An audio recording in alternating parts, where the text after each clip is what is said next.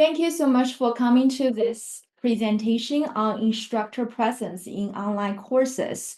I hope everyone had a great fall break. My name is Hangmin Zhang, and I am an instructional designer at MTSU Online. Today, we will talk about strategies and tools that hopefully can help your online teaching feel more authentic, engaging, and effective. During the session, if you have any questions or comments, feel free to speak or post them in the chat. Dr. Karen Hein, our wonderful, amazing MTSU Online instructional designer, will help me manage the chat. Here is our agenda for today. I will briefly talk about what online instructor presence is and why it matters for online learning. And I will share some strategies and educational technology tools that I think are effective and don't cost you too much time when it comes to designing and delivering the content.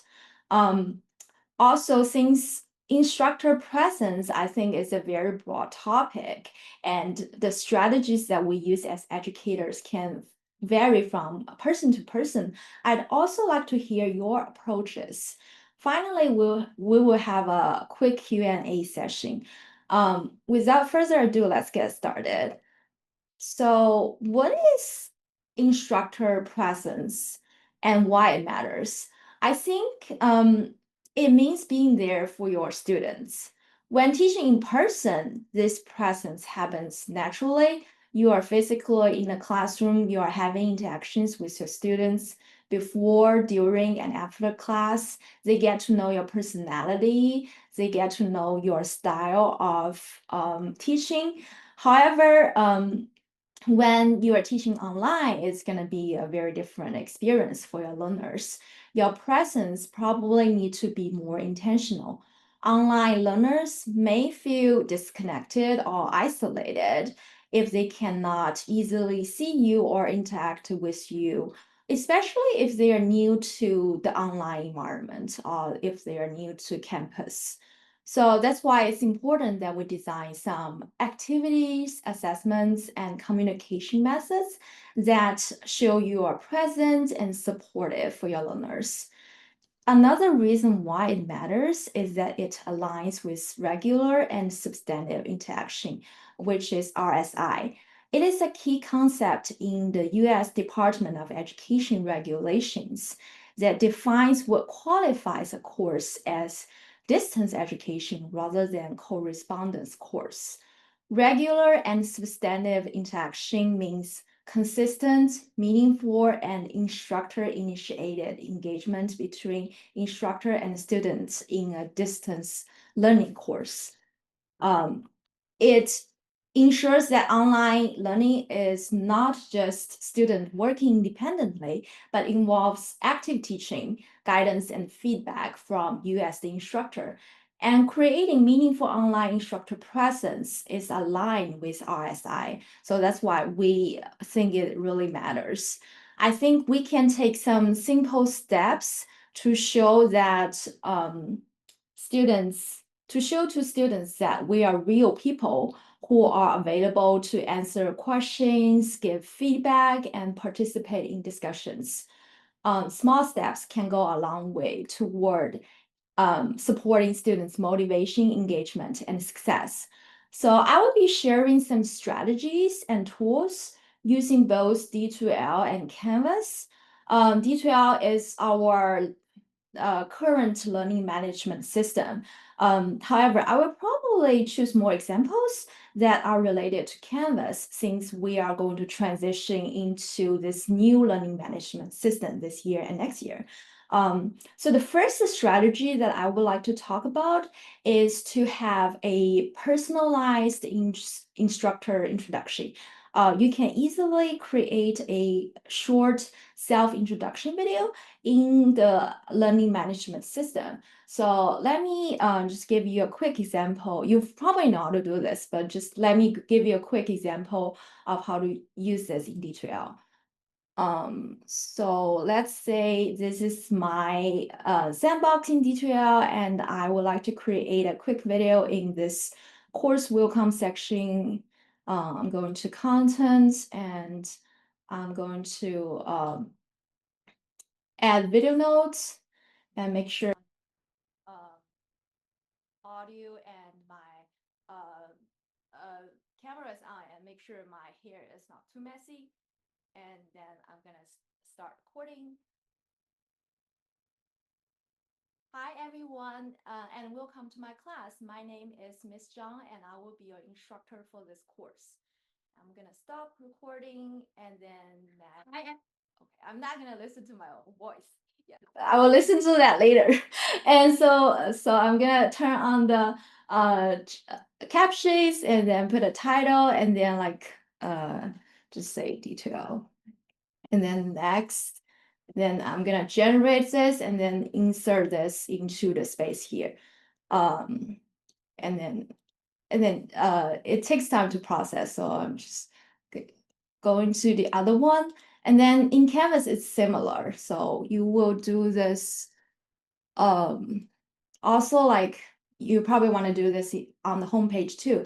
So this is my homepage and I'm going to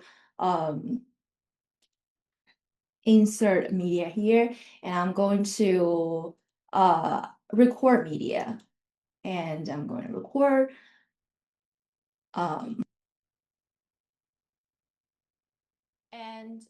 and you can see there is a green bar down here that helps you to make sure that the audio is actually working. And then I'm going to start recording. Hi everyone, and welcome to the new learning management system Canvas. You may notice it's different from D2L, but I'm here to help. And I'm gonna finish. And oh, this is okay. You can edit it later, right? Like if you don't like it. Yeah, I'm not gonna save it. But it will, even though I think even if you don't save it, it's still gonna pop up in the it's gonna be in the file section. So if you don't like this video, you can go to the file section and delete it permanently, yeah, before anyone sees it. And so that's one quick strategy. And another one is to have a personalized Meet Your Instructor profile. And I have a quick example here too. So here in D2L under Meet Your Instructor, I have like a short biography that talks about me. And you can use a picture that you think represents you or font image that you think represents you. I found a picture that I think kind of looks similar to me on Adobe Stock.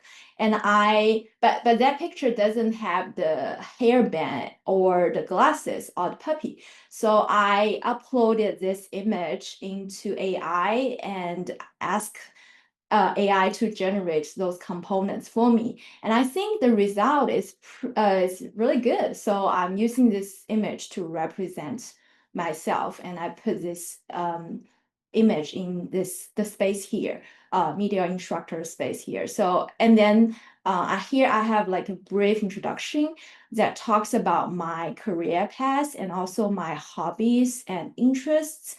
And I would recommend that you use first person and second person perspectives when you're writing the self-introduction, so it looks like you're talking to your students. And so that's about the instructor introduction. And next thing, I know that you probably do this all the time, is to add visuals to your course. You can add an avatar that looks similar to you and put this in the announcements, in a course homepage, feedback, or you can design banners, other multimedia elements, and put them in your courses to make your course look unique. Make sure you use copyright-free images or images that have Creative Commons licenses. I would recommend that you find pictures on Adobe Stock. Skip verification here. So we MTSU Online has a subscription to Adobe.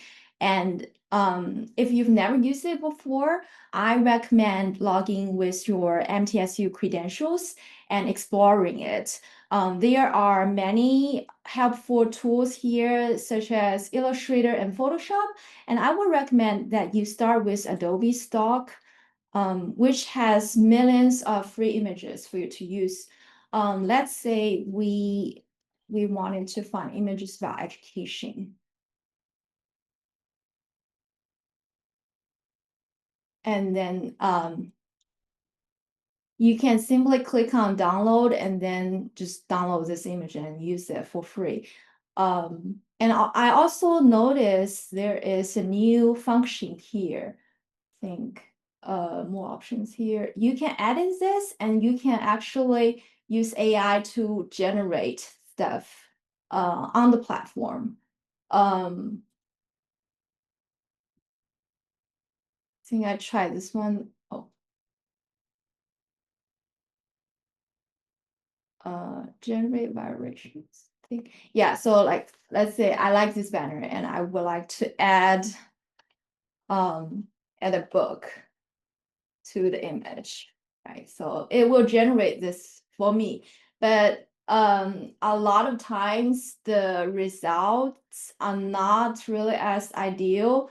So but I think the AI is evolving, so it will probably have better results later. And or you can download this image and then so it does have the book, but it's not really what I want, right? You can also download this image and upload to ChatGPT, and then it will probably give you a better result. And so this is Adobe Stock. And in Adobe Stock, you can also access a lot of videos. But for the videos, I might be wrong, but I think you need to pay. So in this case, I would not recommend that you download videos from Adobe Stock. I would recommend that you use Canva. Which is another video editing platform. Let's see if I have. So when you go to Canva, it's also a free website. When you go there, and then it will look something like this, and then you can add a video, you can create videos, presentations, or images here. Let's say I would like to create a new video, and then you have a lot of free templates for you to choose from. So for videos, I will recommend that you use Canva because it's free. Free is good. And another strategy is that you can add gamified elements or interactive elements. So we have this tool called H5P. You can access it from D2L directly or from h5p.com using MTSU credentials. Make sure the activities that you create are aligned with course objectives and student learning outcomes. Student appreciate activities that are meaningful. Otherwise, they may just think, oh, this is a game. This is just a busy work. I'm not motivated to do it. Here are some examples that I did before. So this one is a branching scenario. In this activity, students answer different types of students first see some content. It can be delivered in any format. It can be delivered in a presentation, text, or video. And then they will answer some mini questions. They will answer some multiple choice questions or true or false questions. And then their choices determine the next type of content that they will get. Let's see if they get the question wrong, what's going to happen? So they need to try again. So they will start over, and or they can go to a next type of content. In this example, I created this for a chemistry class. Learners must answer the question about lab safety in order to escape this room. So that's one example. And Another one that I have is a game map. So it looks like this one. So this students will answer like different types of questions here, including multiple choice questions or drag and drop questions. So this is a drag and drop. They need to drag this to different categories, and they need to answer the questions here in order to unlock the treasure box at the end. So this serves as a culminating assessment designed for a faculty training course. You can use this type of personalized assessment in your own course, and H5P can be integrated into the gradebook. So the student's grade automatically go there and you don't have to worry about grading. And one thing I find very convenient about H5P is that when you log into H5P, here will show it doesn't show here, but like when you log in, it will show share. So you can share this content with other faculty, and it will also show clone. So if you think, oh, I want to use this map, but for a different for a different class, and you want to tweak it, so you can clone it and then use it with other modules or classes. Or if you notice that another college, they have a amazing project that you'd like to use, you can ask them to share it with you. Just to make sure you clone the projects that others share with you before making any changes, so that you don't edit the original project directly.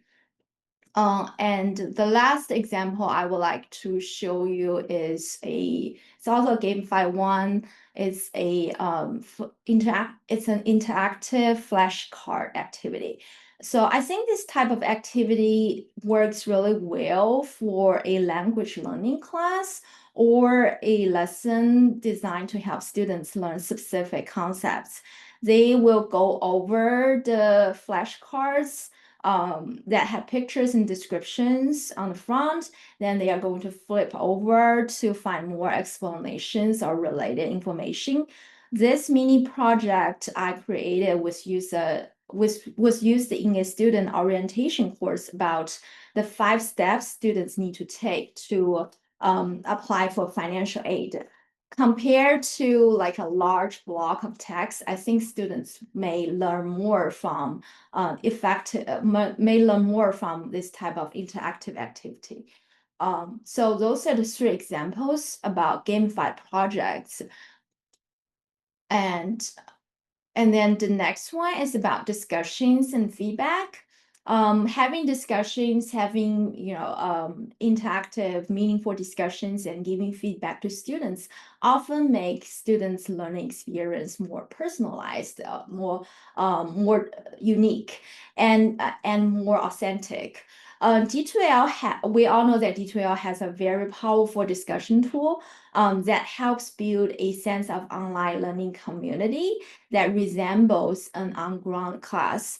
And in Canvas, there's not only a discussion board, but also a powerful tool for discussions, collaborations, and feedback, which is Lucid Whiteboard. When we're using D2L, I usually recommend faculty, if they want to do like collaboration, do collaborative projects, I would recommend that faculty use Microsoft Whiteboard. So this Lucid is kind of similar to Microsoft Whiteboard, but it's integrated into Canvas. So students don't need to go to a different website to have that experience.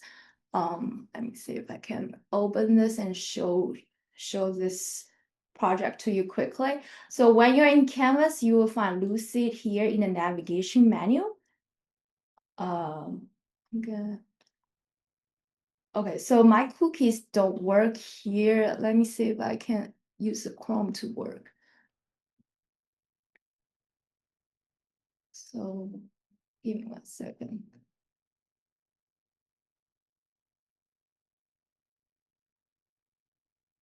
Yeah, so it works on Chrome here. And so when you're in Lucid, you can just open it. It will, first time you log in, it will ask you some questions, and then you will be able to see an interface that looks like this one. And you can create a blank document or create from template. Here you will have access to thousands of different templates, including flowchart, concept map, um, thinking map, diagrams, whiteboards, and so much more. Let me choose this one as an example. So I'm going to use this template. So this is a research paper outline. I think it's a good one for maybe an English class. And then I'm going to, and before I give this to students, I can edit it. I can add text, I can add images, I can add sticky notes, I can add comments, and I'm going to share this with students. And I put it under the module, and then I use this as a collaborative project. So all the students will be able to see the same board. What happened? Okay, it takes a little bit of time. So they will be able to see the same board, and they can, I'm gonna open here. And they will be able to give each other feedback. They are able to give each other comments, and you can also give students comments at the moment. And so this is used for collaboration, and it also, you can use this for individual assignments too.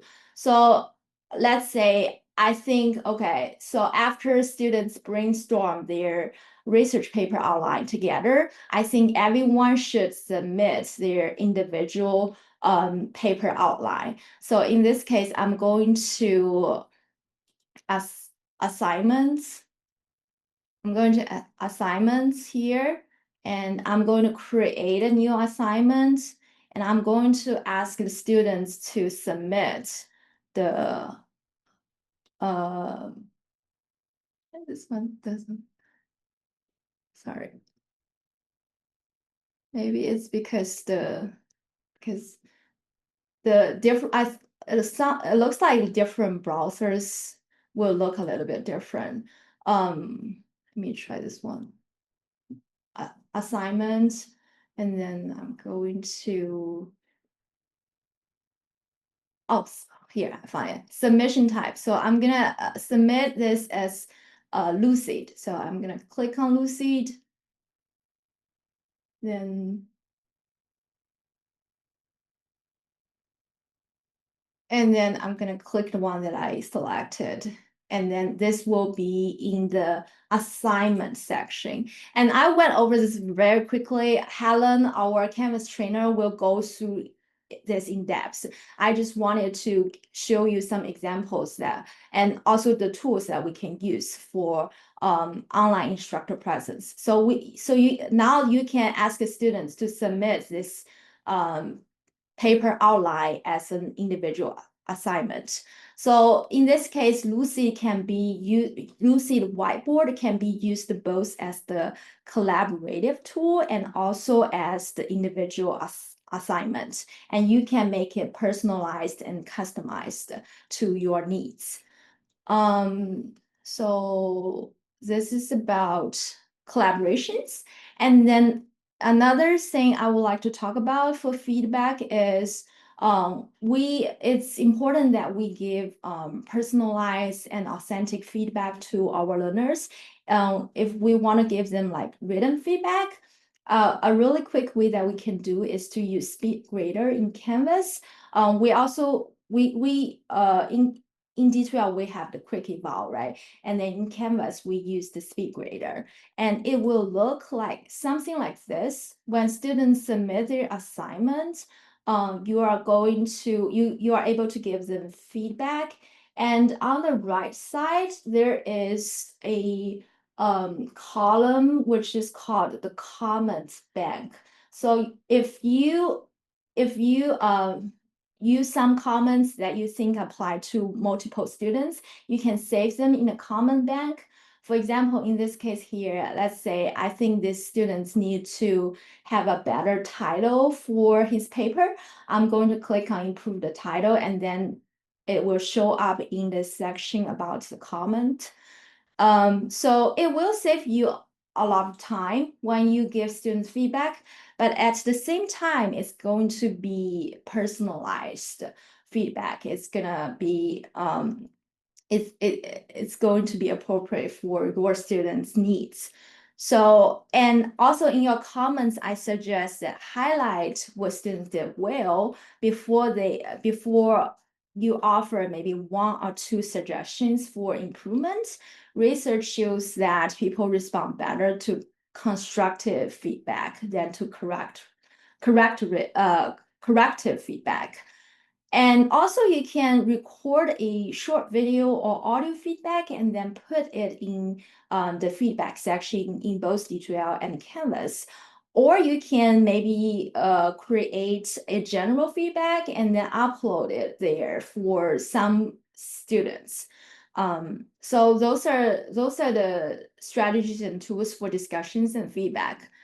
And the next one, so here comes to, I think this is the last one.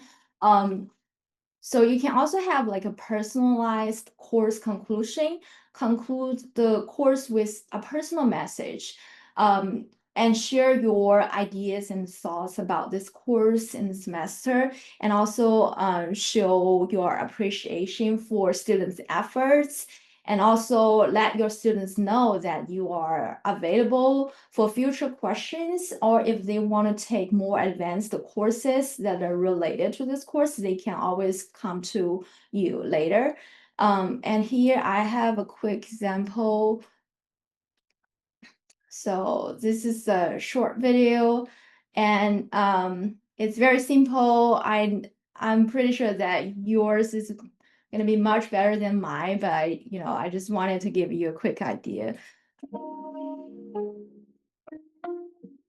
So this is like just end of the course message, right? And I know that this AI animated version looks kind of odd.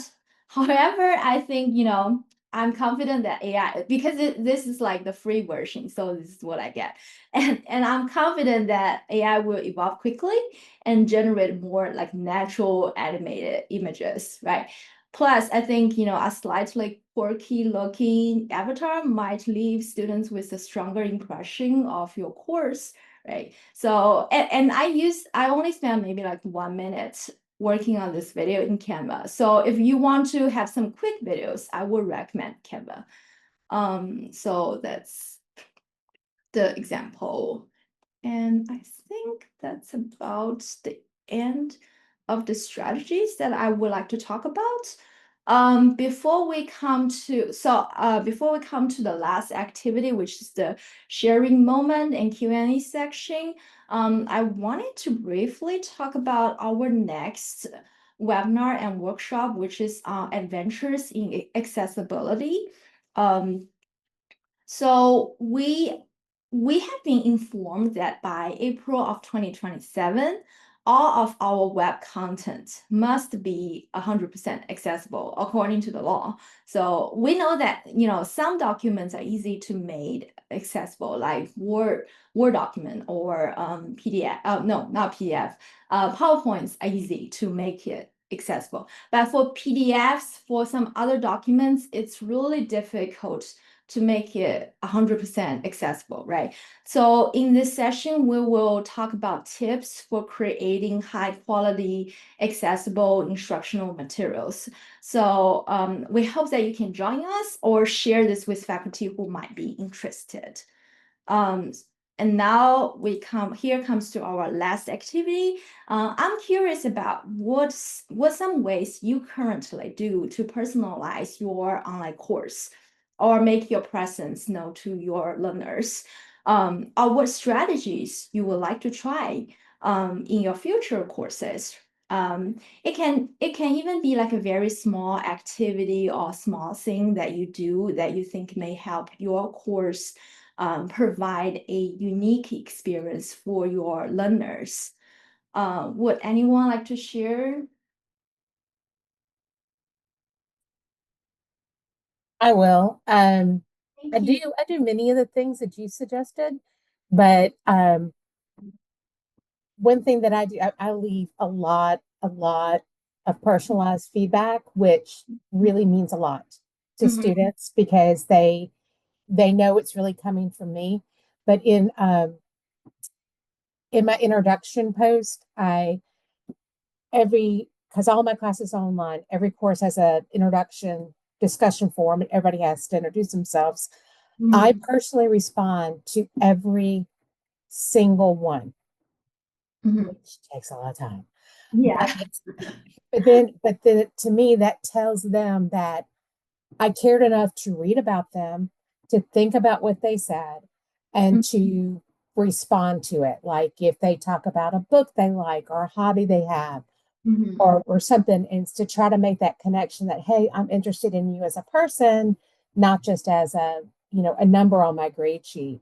So I do mhm, that. And then every week, it's usually on Monday mornings, I post a weekly announcement on news item. And I always try to have something really funny in it, something current event, something topical. I love baseball. So it's been a lot about baseball lately. uh-huh, Um, for my pop culture class, we're talking about Gen X. So this week I shared a picture of me from high school. Um, yeah, it was pretty funny. I can show y'all if y'all want. And then I talk about what we're doing in the course. This is what's going on. If there was a problem with an assignment or whatever, and then I always close it with their moment of Zen, which I totally stole from Jon Stewart. And it's usually a funny video or something connected to something that we're talking about in class. Like when we're talking about the revolution, I always have like a Schoolhouse Rock video, of the revolution. mhm. Uh, and when I don't post, and then I email that news item as well, so they can't say they didn't get it. Um, and when I don't post them, usually around by 10 o'clock, I get emails from students going, "Hey, you okay? I didn't see your post this morning." I'm like, "Oh, I'm just running behind. I'm fine." Like, okay. So in that, I think that, in my reviews from my um, faculty people in the history department always comment about those news updates that I give them, because some of them can get pretty extensive and some of them can be really, really silly. But it kind of makes it lighter instead of y'all sucked on this assignment. I try to soften that blow. Yeah, yeah. Yeah, thank you so much for sharing those wonderful ideas and wonderful experiences. Yeah, I love to see the pictures. Yeah, like if like yeah, and I remember when I was like a middle school teacher, I also shared my pictures with my family, like with my students, and they get really excited. Like in the middle of the class, they were about to sleep, and then when I show them like my some of my pictures, and I have a 6-year-old boy, so they were like, oh, he looks so adorable. Like they woke up, in the middle of reading Shakespeare, like they woke up. Yeah, so thank you so much for sharing that. Yeah, I think you provide really good experiences for your learners. And also like you talk about having like for the revolution class, for the revolution topic, you said like you also shared some, personalized content with them. So this is about connecting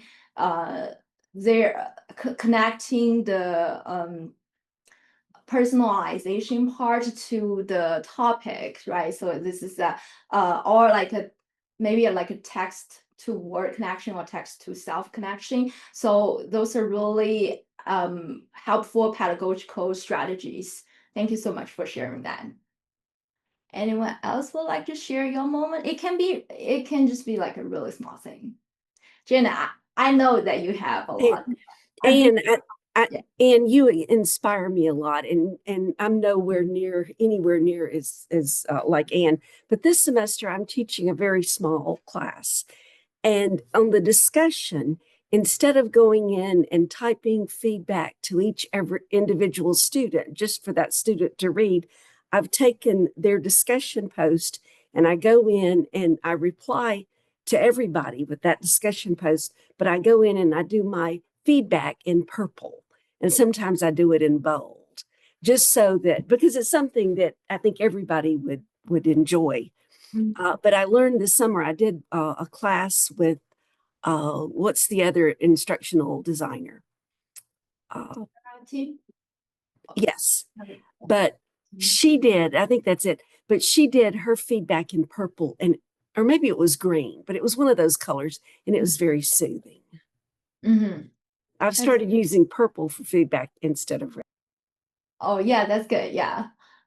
That's yeah, we I think maybe one of the first thing that my mentor told me when I was in the classroom as a student teacher was that not to use red for corrective feedback, use a different color. Yeah, because red makes students feel anxious and we want them to learn. We don't want them to feel they you know, like we don't want them to feel anxious. We want them to learn from their assignments, from their experiences.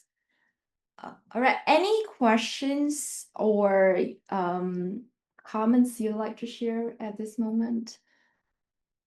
Or Karen, would you like to add something? Oh, we still have. Sure. So as you were talking about it, you reminded me of a couple of things with like the Meet Your Instructor and page and personalizing things like that. And it just reminded me of some of the work of a researcher. Her name is Michelle Pacansky-Brock, and she talks a lot about humanizing online learning and online courses. And so she has a concept called a liquid syllabus. I'll put the link in chat. But it incorporates a lot of the things that you were talking about, Hangmin. It was, again, thinking about how to share more about your experiences as an instructor and how to encourage students to continue, to strive for good work and things like that. And so just kind of thinking about some of those things about how you get connected to your students. And one of the other things that I used to do when I was teaching at my previous university was even before the class started, sending out a message to welcome the students to the class. It kind of reminds me of um, we used to get letters. We actually sent out physical letters back in the day. But to send, a note to your students just to welcome them to the class without any expectations of assignments or anything like that, but just to, I'm excited to get to know you, learn more about you before they even got into the course shell, because I know that that can also be intimidating for students. And I've also worked with some faculty members. You mentioned the personalizing the course conclusion. We've also had several faculty members who will do an end of semester wrap up where they are reflecting, the instructor is reflecting upon how the course went over the semester and thinking about how to connect, specific things that happened throughout the class, so to speak, with where you ended up at the end of the semester. And so I like the idea of also using that avatar because I do think sometimes that can feel a little more friendly. Um, it's not as well, first of all, I have to worry about my looks and my makeup, of course. But to think about, it might be a little more approachable than maybe what a formal video would look like. So, but those are the ideas that you brought to mind with some of your comments and what the examples you were showing. I mean, is just thinking about, okay, so where is it that I could infuse a little more, I'm going to say lightheartedness, where it isn't necessarily as formal, and hopefully that helps build some trust. I don't know if anybody's had experience with students not trusting an instructor or not really feeling comfortable with asking for help and things like that. So trying to figure out ways to do that. And if others have experiences and examples, please do share those, because that seems to be the hardest part, is making that connection.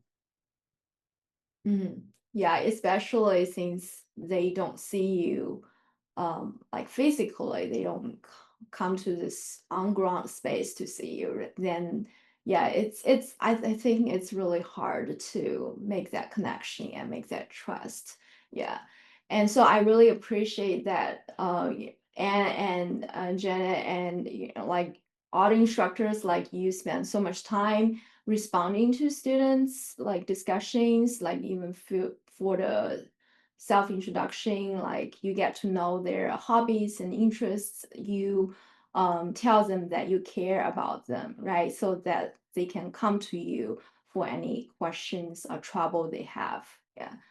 It's about human to human connection, right? Yeah, it's not about computers. Computers are just tools. Yeah.